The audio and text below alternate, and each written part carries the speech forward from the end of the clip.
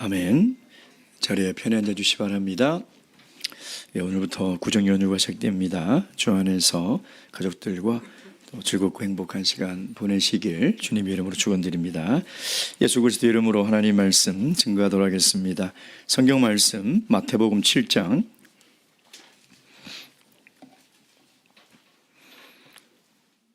13절 14절 말씀입니다.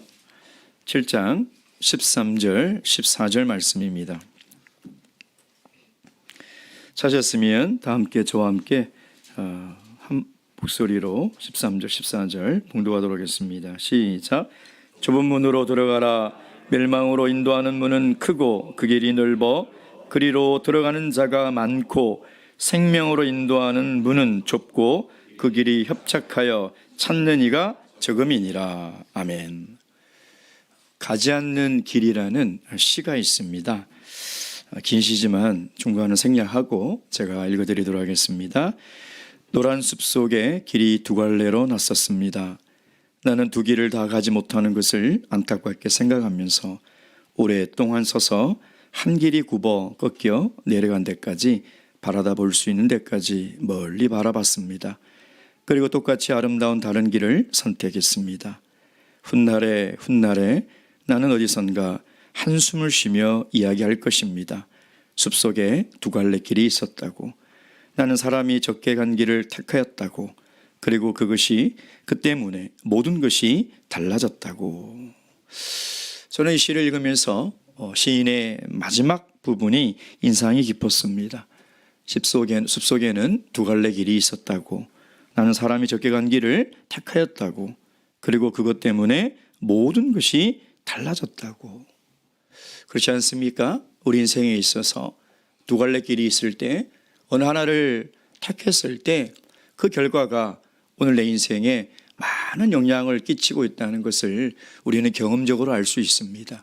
그러나 시인은 이렇게 얘기합니다. 숲속에 두 갈래 길이 있었는데 내가 한 길을 선택했을 때 내 인생이 많은 것이 달라진 것이 아니라 모든 것이 달라졌다는 것이죠. 오늘 예수님께서는 이 산상수훈의 마지막 결론 부분을 이야기하면서 우리 인생에 두 갈래 길이 있다는 것입니다. 그리고 반드시 그 길 가운데 하나를 선택해야 되는 선택의 절대성, 선택의 필요성을 이야기하고 있습니다. 왜 예수님은 반드시 하나를 선택을 하라고 이렇게 말씀을 하고 계실까? 그것은 우리들의 타락한 본성 때문입니다. 타락한 본성을 가진 우리는 늘 여러 가지 길을 택하고 싶어요. 이것도 하고 싶고 저것도 하고 싶고, 그리고 여러 가지를 혼합해서 선택을 하고 싶은 것이죠. 그래서 우리 주님은 우리들의 타락한 본성을 너무나 잘 알기 때문에 오직 하나만 택하라 라고 이야기를 하고 있다는 것이죠. 예수님은 우리가 타협하거나 혼합하는 것을 절대 용납하지 않는다는 것입니다. 오늘 주님의 본문의 말씀을 통해서 우리도 인생길에 갈림길을 맞이할 때 지혜로운 선택을 꼭 하셔서 인생의 먼 날 내가 이 길을 선택해서 내 인생 모든 것이 달라졌다라고 고백할 수 있는 그런 귀한 시간이 되시길 주님의 이름으로 축원드립니다. 먼저 첫 번째 우리가 이 본문의 말씀을 통해서 알아봐야 될 것은 예수님의 이 산상수훈의 이 부분이 결론이라는 것입니다. 지금까지 5장부터 7장 12절까지가 예수님의 설교의 본문이었어요. 그러면 13절부터는 이제 결론에 들어가고 있습니다. 설교학에서 설교학의 정의 가운데 이런 정의가 있습니다. 설교는 설득이다. 설득이라는 것은 상대방에게 여러 가지 이야기를 통해서 그 사람이 깨달아 생각을 고쳐먹고 이렇게 살아가도록 많이 설명하고 노력하는 것이 설득입니다. 그러니까 우리 예수님은 지금 산상순 설교를 통해서 본론에서 그 이야기를 다 하신 것이죠.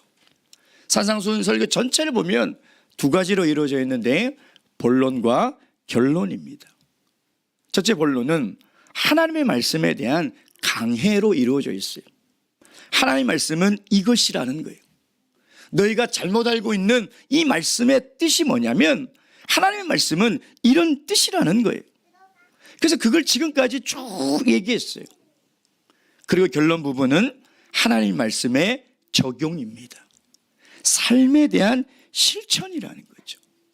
하나님의 말씀을 다 들었으면 이제 반드시 생각을 고쳐먹고 하나님 말씀대로 살아가야 한다는, 삶에 적용하고 삶에 실천해야 한다는 것입니다.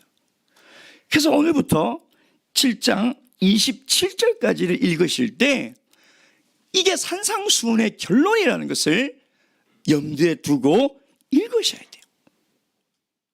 우리의 삶에 어떻게 적용하라는 예수님의 말씀인지를 알고 이걸 읽어야 한다는 것입니다. 여러분, 본론 부분에 예수님이 뭘 말씀하셨습니까? 하나님의 나라가 어떤 것이고 하나님의 백성의 정체성이 무엇이며 그리스도의 삶의 원칙이 무엇인지를 다 말씀하셨잖아요. 그리고 본론에서는 이제 뭐라고 말씀하시냐면 말씀을 듣는 것만으로는 아무 의미 없다는 거예요.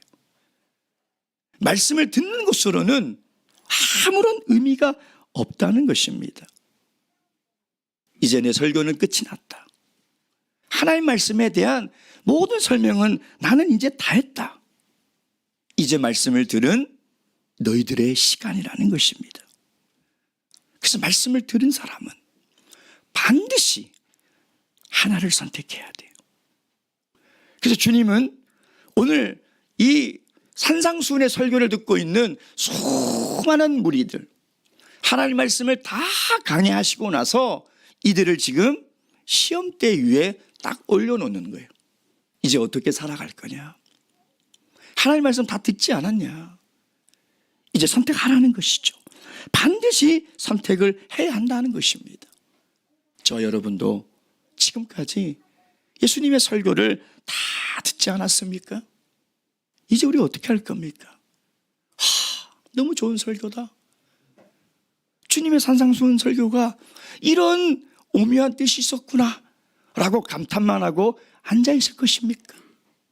아니면 주님의 말씀이 너무 좋은데 너무 비현실적이고 비이성적이라서 내가 실천하고 살아가는 것은 불가능하다라고 돌아서실 것입니까? 여러분, 이제 우리가 예수님의 말씀을 다 들었습니다. 이제 우리가 해야 될 일은 이걸 내 삶에 적용하고 실천하는 일만 남았다는 것입니다. 그래서 예수님은 이 산상수훈 본론을 보면 계속해서 두 가지를 얘기하면서 선택의 필요성을 계속 얘기를 하셨거든요. 유대인들이 생각하는 하나님의 나라와 내가 이야기하는 하나님의 나라, 바리새인의 의와 하나님의 백성들의 의, 인생의 진정한 주인이 누구냐? 돈이냐? 예수님이냐? 이 두 가지를 계속 말씀하시면서 이제 드디어 결론 부분에 선택하라는 거예요. 좁은 문과 넓은 문, 좁은 길과 넓은 길, 거짓 선생과 참된 선생, 모래 위에 짓는 인생이 될 것이냐, 반석 위에 집을 짓는 인생이 될 것이냐, 이 둘 중에 하나를 반드시 선택하라는 거예요. 여러분, 이 선택은요, 내가 하나님의 나라에 속한 사람으로 살아갈 거냐, 아니면 이 땅에 사탄에 속한 나라에 속하며 살아갈 거냐 라는 선택이라는 것을 여러분 잊지 마시기 바랍니다. 선택을 안 할 수가 없어요. 어느 걸 하나를 선택을 안 하면 결국 나는 반대 걸 선택하는 거예요. 그걸 우리가 잘 알아야 돼요. 자, 그럼 두 번째 예수님께서 제시하고 있는 좁은 문과 넓은 문은 무엇입니까? 다시 13절 14절 읽도록 하겠습니다. 시작. 좁은 문으로 들어가라. 멸망으로 인도하는 문은 크고 그 길이 넓어 그리로 들어가는 자가 많고 생명으로 인도하는 문은 좁고 길이 협착하여 찾는 이가 적음이니라. 지금 끊임없이 두 가지를 대조하고 있죠. 두 개의 문, 좁은 문과 넓은 문. 두 개의 길, 좁은 길과 넓은 길. 두 개의 목적지, 생명과 멸망. 두 종류의 사람, 적은 사람, 많은 사람. 예수님이 이렇게 대조를 사용하셔서 너희들 봐라, 이 두 가지를 이렇게 대조적으로 말씀하시면서 지금 선택을 하라는 거예요. 자, 13절 좁은 문으로 들어가라. 이 말은 무슨 말이에요? 예수님이 좁은 문으로 우리를 초청하고 있는 거예요. 좁은 문으로 들어와라. 너희들이 선택해야 될 것은 좁은 문이다 라고 우리를 초청하고 있는 것이죠. 근데 왜 좁은 문으로 들어가는 사람은 적습니까? 예수님이 초청하고 있어요. 지금 초청을 받은 대상자들은 불신자들이 아니에요, 여러분. 초청을 받은 사람들은 예수님의 말씀을 다 들은 하나님의 백성들이에요. 여러분들에게 초청하고 있는 거예요. 저와 여러분들에게 예수님이 좁은 문으로 들어오라 라고 초청하고 있는 거예요. 근데 왜 예수님의 초청을 거부하고 좁은 문으로 들어오는 자가 적을까요? 이유는 간단합니다. 힘들기 때문이에요. 힘들기 때문에 좁은 문으로 안 들어오는 거죠. 왜 힘들까요? 여러분, 예수님은 그리스도인의 첫걸음은 힘들다. 왜? 문이라는 것은 시작을 얘기하는 거거든요. 문이라는 것은 하나님의 새로운 하나님의 백성으로서 그리스도인으로 살아가는 첫 관문은 힘들다. 이걸 우리에게 얘기하고 있는 거예요. 근데 왜 힘드냐? 이 문에는 안내문이 적혀져 있어요. 뭐라고 적혀져 있어요? 이 문에 들어올 때는 가지고 들어올 수 없는 것들이 있습니다. 세상의 욕심, 세상의 즐거움, 세상의 쾌락, 세상의 죄악. 이거 들고 입장을 못합니다. 다 내려놔야 됩니다. 세속적인 것도 들고 입장을 못합니다 라는 안내문이 적혀 있다는 거예요. 그런 생각해 보십시오. 세상에서 즐기던 것, 마시던 것, 누리던 것, 그 모든 것들을 내가 할 수 없으니 예수님의 초청이 있음에도 불구하고 이 좁은 문으로 들어가는 사람은 적다는 거예요. 여러분, 그리스도인이 되었다는 것은요, 유별난 사람이 되었다는 거예요. 유별난 사람. 왜? 세상 사람들이 하는 것을 하지 않고 하는 것을, 제가 거꾸로 얘기했나요? 세상 사람들이 하지 않는 것을 하고 하지 않는 것을 하는 것을 안 하는 사람이 그리스도인이잖아요. 그렇죠? 그러니까 그리스도인은 유별난 거예요. 성경을 자세히 보면 2000년 전부터 지금까지 그리스도인의 삶은 재미없어요. 힘들어요. 그것이 우리에게 성경이 이야기를 하고 있거든요. 근데 세상의 쾌락과 즐거움, 세속적인 것을 내려놓는 것보다 더 힘든 게 있어요. 이거 내려놓기가 더 힘들어서 많은 성도들이 사실은 좁은 문으로 안 가려고 하는 거죠. 세상의 쾌락, 세상의 죄악은 내려놓습니다. 술 안 마셔요. 담배 안 펴요. 도박 안 하고 사기 안 쳐요. 나쁜 짓 안 합니다. 근데 이것보다 더 내려놓기 힘든 것이 있어서 좁은 문으로 못 들어가는 거예요. 그 안내문 밑에 보면 이렇게 기록되어 있어요. 이것도 못 들고 들어갑니다. 이거 내려놓고 들어가셔야 돼요. 뭘 내려놔야 돼요? 자신을 내려놓으십시오. 당신을 내려놔야 들어갈 수 있다는 거예요. 여러분을 두고 가세요, 이렇게 얘기하고 있는 거예요. 내 옛 자아, 자기를 부인해야 이 좁은 문으로 들어갈 수 있다는 거예요. 무슨 의미입니까? 본능대로 살던 옛사람을 벗어버려야 좁은 문으로 들어갈 수 있다는 거예요. 과거에 우리는 본능대로 살았어요. 화가 나면 화내면 돼요. 아니, 화가 나는 일이 있는데 화를 내는 게 뭐가 죄예요?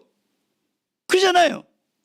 내가 억울한 일 당하면 내가 끝까지 그 억울함을 내가 풀어야 돼요. 내 감정이, 내 삶이 보호받지 못하면 어떻게 하든 찾아가서 따지고 내가 그걸 뺏어와야 돼요. 그게 뭐가 죄입니까? 근데 그게 죄라는 거예요. 그걸 내려놓으라. 본능대로 살아가는 것이, 그것이 좁은 문으로 못 들어가게 한다는 거예요. 여러분, 그러니 좁은 문으로 어떻게 들어갑니까? 예수님은 뭐라고 하셨어요? 오른밤을 때리면 왼밤을 어떻게 돌려댑니까? 본능대로 사는 사람이, 우리를 가자 하는 사람에게 어떻게 심리를 갈 수 있으며 속옷을 달라는 사람에게 어떻게 겉옷을 줄 수 있냐 이 말이에요. 본능대로 사는 사람이, 자기를 내려놓지 않는 사람이 어떻게 원수를 사랑할 수 있냐. 그러니까 지금까지 예수님이 하신 모든 말씀을 이 사람은 하나도 지킬 수 없는 사람이에요. 왜? 못 지키니까. 그러니까 못 들어가는 거예요. 주님의 말씀은 너무나 좋은데, 너무나 감동이 되고 너무나 아름다운데 못 들어가는 거예요. 왜? 나를 못 내려놓는 거예요. 나를 못 내려놓으니 못 들어가는 것이죠. 여러분, 그리스도인이 된다는 것은 세상의 즐거운 것들, 세상의 욕심, 쾌락, 세속적인 것 그거 내려놓고, 그리고 가장 중요한 것은 우리 자신을 내려놔야 돼요. 자기를 내려놔야 이 좁은 문으로, 그래서 좁아요. 너무 좁은 거예요. 문이 들어갈 수가 없는 거예요. 바라옵기는 정말 주님의 말씀대로 살고 싶은 열망이 있으시다면 좁은 문으로 꼭 들어가시길 주님의 이름으로 축원드립니다. 그렇다면 이 좁은 길과 넓은 길은 무엇을 의미할까요? 우리 다시 한번 13절 14절 읽겠습니다. 시작. 좁은 문으로 들어가라. 멸망으로 인도하는 문은 크고 그 길이 넓어 그리로 들어가는 자가 많고, 생명으로 인도하는 문은 좁고 길이 협착하여 찾는 이가 적음이라. 넓은 길은 어떤 길입니까? 세상의 죄악된 가치, 세속적인 가치, 뭐 이런 거 다 포용과 수용이라는 이름으로 다 함께 걸어가는 거예요. 다 함께. 그러니까 보기에는 굉장히 좋아요. 굉장히 관용적이고 포용적이고 허용적인 그런 길이죠. 보기에는 굉장히 좋아요. 근데 이것은 방종의 길이에요. 방종의 길이라는 거예요. 이 길에는 절대적인 선과 절대적인 윤리가 없어요. 내가 좋으면 돼요. 내가 좋은데 네가 왜 못하게 하냐 이 말이에요. 내가 하고 싶은 일인데 왜 하지 말라고 하냐 이 말이에요. 여기에는 절대적 기준이 없어요. 너도 그렇게 살아라. 나도 이렇게 살게. 서로 상관하지 말자. 그렇게 사는 것도 네 인생이고 이렇게 사는 것도 내 인생이니 그냥 다 같이 각자의 생각대로 살아가자는 거예요. 마치 구약시대 때 영적으로 가장 어두웠던 사사시대. 사사시대. 저는 오늘 이 시대를 보면서요, 정말 사사시대 같아요. 다 자기가 좋은 대로 살아가요. 자기 좋은 대로, 자기 생각대로, 자기 하고 싶은 대로. 사사시대를 대표하는 말이 뭐예요? 사사기 21장 25절 말씀. 사사기 21장 25절 말씀.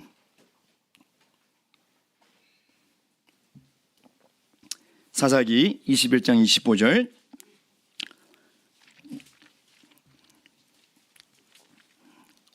(21장 25절) 다 함께 읽겠습니다. 시작. 그때 이스라엘에 왕이 없으므로 사람이 각각 그 소견에 옳은 대로 행하였더라. 왕이 없다는 것은 절대적인 기준과 진리가 없다는 거예요. 여러분, 세상 사람들 보세요. 심지어 신앙 안에서도 보세요. 다 자기 의견이 왕이에요. 자기 생각이 왕이고 자기 감정이 왕이에요. 공동체를 생각하지 않고 하나님을 두려워하지 않고 그렇게 살아가고 있어요. 근데 그 길이 그 길의 최종은 뭐라고요? 멸망이라고. 그 길이 편하죠.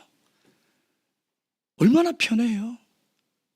아니 내 생각대로 사는 것처럼 편한 게 어디 있습니까? 그렇잖아요. 내 본능대로 사는 것처럼 좋은 게 어디 있습니까? 그러나 그 길은 멸망이라는 거예요. 근데 좁은 길은 어떤 길이에요? 이 길이 왜 좁을까요? 경계선이 분명해요. 경계선이 분명하게 그어져 있어요. 이 경계선이 뭐예요? 모든 그리스도인의 삶의 수칙이 되는 하나님의 말씀, 즉 성경이에요. 성도 생활의 기준과 원칙이 되는 성경 말씀이에요. 그래서 하나님은 성경 말씀을 통해서 이 경계선을 딱 그어놨어요.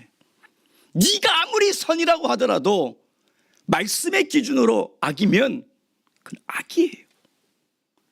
네가 아무리 이것이 맞다고 해도 하나님의 말씀에 이게 아니면 아닌 거예요.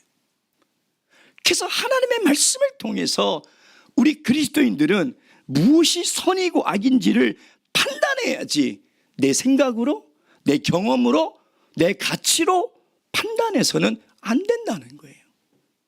그래서 이 경계선을 정확하게 그어놨죠.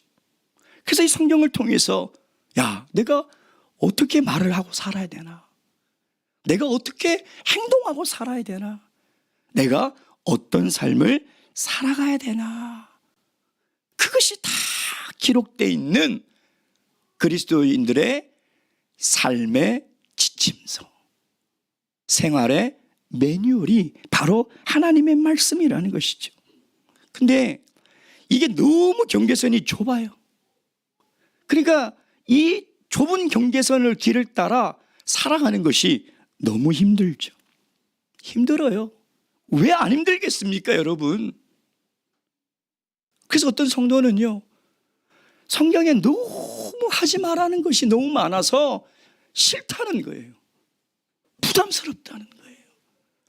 그래서 하나님을 믿는 것도 부담스럽고 교회에 나오는 것도 너무 부담스럽다. 왜 이렇게 성경에는 하지 말라는 게 많냐 이 말이에요. 또 어떤 성도는 그래요. 하나님이 내 삶을 너무 지나치게 간섭한, 그게 싫다는. 좀 자유롭게 신앙생활 하고 싶은데 왜 이렇게 그냥 내가 어른이고 내가 판단을 다 하는 사람인데 왜 이렇게 이래라 저래라 감나라 판나라 다 사사건건 이렇게 하나님께서 간섭하냐? 싫다는 거예요. 그러면 하나님이 왜 이렇게 좁은 길의 경계선을 다 그어놓고 이 경계선 넘어가지 마라, 하지 마라 라고 이야기를 할까요? 왜 그럴까요? 성경은 뭐라고 얘기하고 있습니까? 우리를 향한 하나님의 사랑이라는 거예요. 사랑. 그 경계선을 넘어가면 우리의 생명이 위험하기 때문에 우리의 생명을 보호하시려고 이 경계선을 넘어가지 말라는 거예요. 내 인생을 내 마음대로 살면 자유로울 것 같죠. 내 인생을 하나님의 말씀에 벗어나서 하고 싶은 거 다 하고 살면 그것이 인생의 행복인 것 같죠. 방치와 방임은 사랑이 아닙니다. 그건 그 사람에게 자유를 주는 게 아니에요. 여러분 제발 착각하지 마세요. 하나님의 말씀을 들어놓고도 내가 하나님 말씀 밖에서 사는 것이 당장은 좋아 보여요. 답답하지 않고요. 근데 그것은 하나님의 사랑을 받을 수가 없어요. 여러분 연이 공중을 날 때 줄에 묶여 있으니까 아니 나를 왜 이렇게 줄에 묶어 놓냐고 내 마음대로 좀 훨훨 날고 싶은데 왜 연줄에 묶여서 내가 가고 싶은 데도 못 가고 그 조종하는 대로 날아야 되냐고 끊어달라고 해서 끊어주면 그 연은 자유롭겠죠. 그러나 곧 있으면 곤두박질 쳐서요 그 인생은 멸망당하는 인생이라는 것입니다. 연이 언제 가장 자유로워요? 연줄에 매달려 있을 때예요. 그게 가장 안전하고 자유로운 상태라. 하나님의 말씀의 줄에 묶여서 하나님의 말씀에 매여서 살아가는 인생이 가장 자유롭고 안전한 인생이라는 거예요. 기차가 철길 위에 있을 때 안전한 거지, 나는 1년 365일 맨날 똑같은 이 구간에 똑같은 시간을 수천 번 왔다 갔다 하니 왜 이렇게 재미가 없어? 라고 벗어나면 그게 뭐예요? 탈선이에요. 탈선. 그건 무서운 거예요. 그래서 우리 그리스도인의 생활은 재미가 없어요. 그렇잖아요. 맨날 똑같은 말씀 듣잖아요. 뭐 별다른 말씀입니까? 똑같은 말씀 맨날 일주일에 3번씩 교회 와서 말씀 듣고 돌아가고 말씀 듣고 돌아가고. 그러나 이런 생활이 가장 안전하고 가장 자유로운 삶이라는 것을 여러분 깨달으셔야 한다는 것입니다.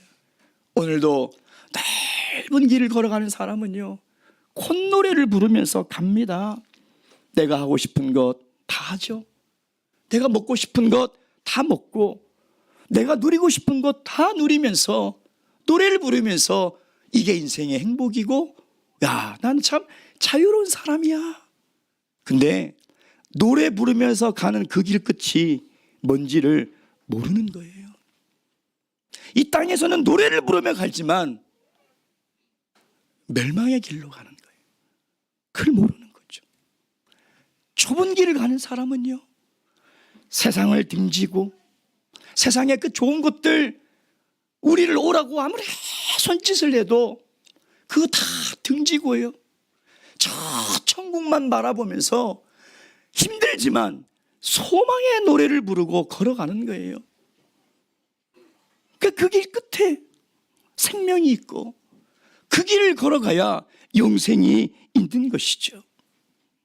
사랑하는 성도 여러분, 하나님의 말씀이 아무리 능력 있고 진리라 할지라도요, 내 삶에 아무런 영향이 없으면, 듣고 변하지 않고 그대로 있으면 성경은 그 사람은 그리스도인이 아니라고 이야기하고 있어요. 그 사람은 생명에 못 들어가요. 여러분, 예수님의 말씀을 들은 사람들의 반응을 보세요. 26절, 27절, 아니 28절, 29절, 28절, 29절 다 함께 읽겠습니다. 시작.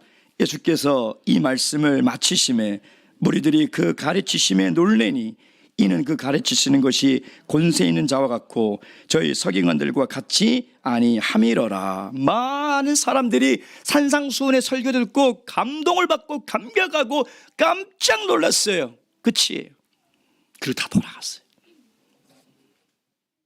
그들의 삶에 어떤 영향도 없었어요. 그 말씀을 듣고도 그들의 삶이 변화되지 않았다는 거예요. 오늘도 말씀을 들을 때 아멘 아멘 하고 고개를 끄덕끄덕이는데 아무것도 하지 않아요. 또 돌아가서 그 자리에 아무것도 변하지 않는다는 거예요. 왜 그럴까요? 좁은 문으로 들어가는 게 싫은 거예요. 그 좁은 길로 걸어가는 것이 싫은 거예요. 나를 내려놓고 욕심을 내려놓고 하나님의 말씀에 매여서 살아가는 것이 그게 힘든 거예요. 그래서 저와 여러분은 더 불쌍한 인생이 될 수 있어요. 그 길의 끝이 뭔지를 알잖아요.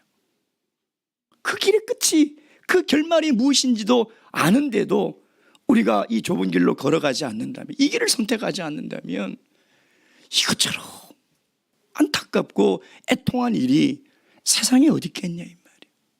예레미야 21장 8절 말씀. 예레미야 21장 8절 말씀.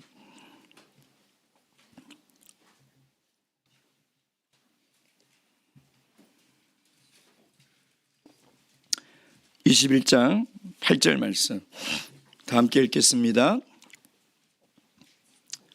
21장 8절 시작.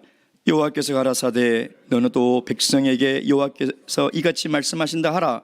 보라, 내가 너희 앞에 생명의 길과 사망의 길을 두었느니. 아멘. 예수님은 오늘 우리들에게 하실 말씀을 다 하셨습니다. 이제 여러분의 시간입니다. 어느 길을 선택하시겠습니까? 묵도하시겠습니다.